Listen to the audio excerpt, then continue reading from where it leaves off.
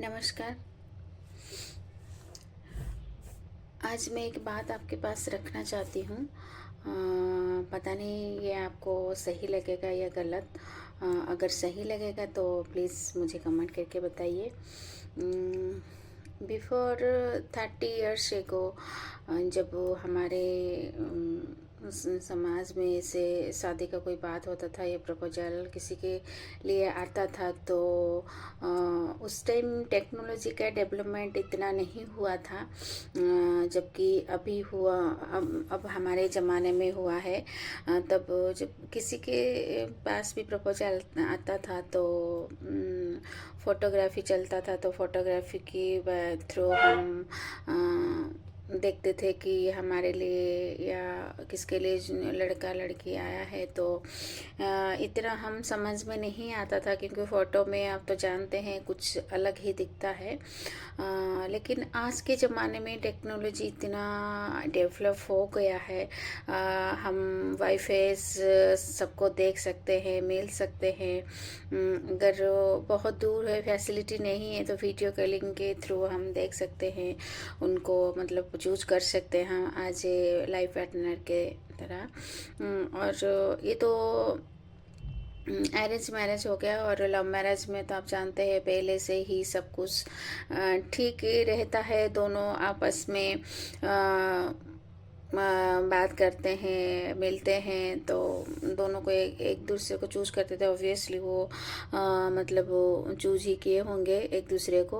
और अभी तो और एडवांसली हो गया है। लेकिन मेरे कहने का मतलब है कि अभी बहुत ही केस में देखा जाता है कि मैरिज के कुछ साल के बाद ही बहुत सारे प्रॉब्लम्स क्रिएट हो जाते हैं। जैसे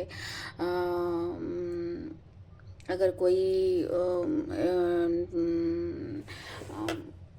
मतलब वेट गेन कर लेता है या वो ब्यूटीफुल नहीं रहते हैं, तो जैसे अरेंज मैरिज में हो या लव मैरिज में भी हो, तो उनको वो मतलब उस टाइम तक दोनों को दोनों ऐसे, जैसे हस्बैंड वाइफ हो, एक वाइफ के लिए उसके हस्बैंड ही सबसे दुनिया के सबसे मतलब बेहतर इंसान है। चाहे वो जैसे हो, चाहे उनका मतलब फिगर वैसे जैसे हो, उनको मतलब जैसे भी दिखने को हो, उनके हस्बैंड के सिवा उनको अच्छा और दुनिया में कोई नहीं लगता। लेकिन क्या एक हस्बैंड के नज़र में उनका वाइफ ही सबसे दुनिया की बेहतर लेडी है।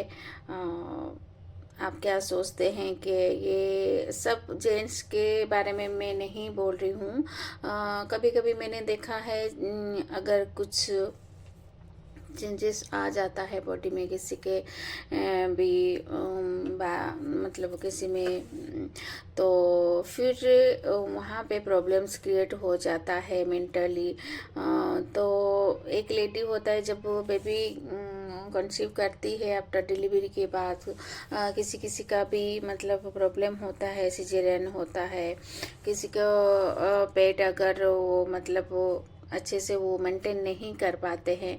तो ये जो टाइम होता है ना, सब तो मतलब ऐसे है, जो लोग ऐसे बोलते हैं कि सब मेंटेन करके रखते हैं, लेकिन जो मेंटेन करके रखते हैं उनके पीछे भी कोई ना कोई किसी ना किसी का हाथ होगा। चाहे उनके हस्बैंड को अगर छोटे बेबी हो तो जैसे ये पॉसिबल नहीं हो सकता है कि सारे काम वो खुद करके फिर अपने फिगर पे ध्यान दे या अपने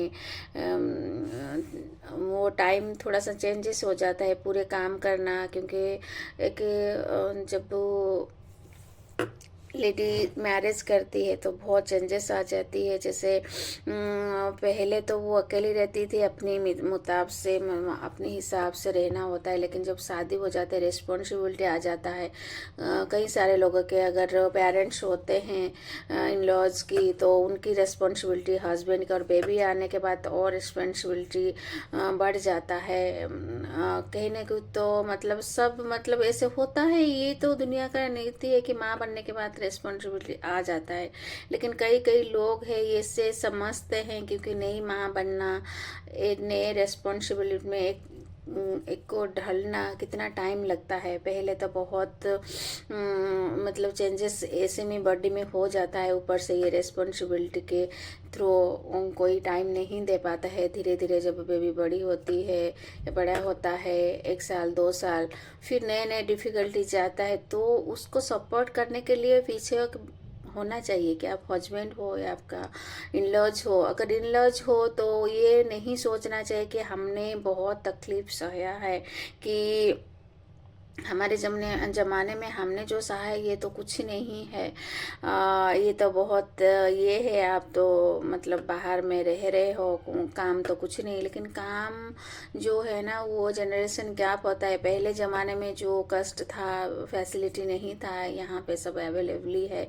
लेकिन एक माँ के लिए हर टाइम, चाहे उस दौरान है, उस ज़माने में बहुत सारे लोग आपके आसपास में रहते होंगे, लेकिन आज के टाइम में एक अकेली 15-20 दिन भी हार्डली उनको रेस्ट मिलता होगा आफ्टर बेबी के बाद। फिर अपने यहाँ पे अगर कोई किसी का फैसिलिटी नहीं होता है, 15-20 दिन के बाद वो अपने काम में लग जाती है। जैसे अगर 2 बच्चे हो गए तो एक बच्चे को तो संभालना पड़ेगा, और दूसरा अगर फास्ट बेबी हो फिर भी उनको 15-20 दिन या 1 महीने के बाद फिर काम करना ही होता है। तभी नहीं पता चलता है कि हमने मतलब पुराने ज़माने में क्या किया था, अब के ज़माने में। हमने तो उस टाइम नहीं थे, उस टाइम आपको क्या फैसिलिटी मिल रहा था हमें तो नहीं पता है। लेकिन अभी सोचना वो है सपोर्टिंग के बारे में। जो हस्बैंड हो, मेनली हस्बैंड ही बहुत सपोर्टिंग होना चाहिए इस टाइम पे, क्योंकि आपका आपको जो बेबी आता है तो आपको मेंटेन करना रहता है। ये तो सपोर्टिंग अगर आपको वाइफ को नहीं होता है तो फिर वो फिर धीरे धीरे टाइम की प्रॉब्लम हो या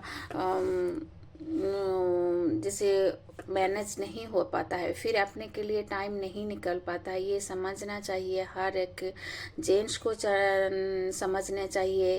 हर एक के पास टैलेंट नहीं होता है कि सब काम वो बेहतरीन कर पाए। अगर नहीं हो पा रहा है तो उनको भी कुछ अगर सपोर्टिंग चाहिए, अगर मेड चाहिए, अगर आप भी अगर खुद से हेल्प कर सकते हो, मतलब और बेहतर होगा। अगर आप अपनी वाइफ को या जिस दौरान का बेबी होता है उस टाइम सपोर्टिंग करो। लेकिन मोस्ट ऑफ केसेस में देखा जाता है कि नहीं करते हैं सारे।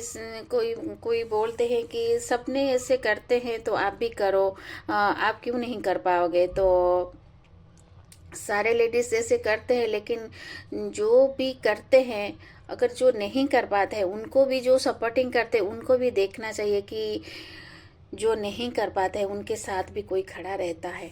तो फिर अगर मेरा बोलने का यही है, अगर किसी को अगर सपोर्ट करना है तो उनके मन में क्या चल रहा है, उनके साथ क्या करना चाहिए, ये ज़रूर देखना चाहिए। क्योंकि एक सब कुछ छोड़ के आपके पास आती है, उनका घर परिवार, मम्मी पापा तो मतलब सब के पास मतलब होते हैं, किसी के पास भी नहीं होते। अगर जिसके पास होते हैं वो भी हर बात मम्मी के पापा के साथ शेयर नहीं कर सकते आफ्टर मैरिज के बाद। क्योंकि आफ्टर मैरिज के बाद जो भी आपको डिफ़िकल्टीज होता है, जो भी चैलेंजेस होता है, तो आप खुद ही एक्सेप्ट करना। जो लड़की होता है, कोई बताता है, कोई नहीं बताता है। तो इस केस में आपको जो हस्बैंड होते हैं उनको फुली सपोर्ट देना चाहिए कि आपके लिए कोई घर छोड़ के आया है, इतने सारे मतलब रिश्ते छोड़ के आया है, तो फिर उनको भी उनका साथ देना चाहिए। नमस्कार।